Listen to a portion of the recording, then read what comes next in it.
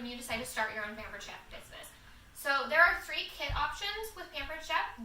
Everything that you see here is kit option number 3. It's $249 and you get over $1,000 in products. So I'm just going to go over a couple of the really great products that you get in this kit.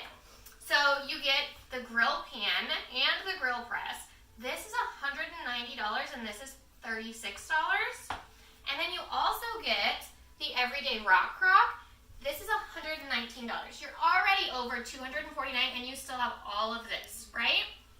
You get 2 pieces of stoneware, the manual food processor, plus you get all the business supplies that you need to run your business. You get an apron, totes to carry all your stuff in, all of that for $249. It's a whole kitchen makeover, right? Then you have the $159 kit.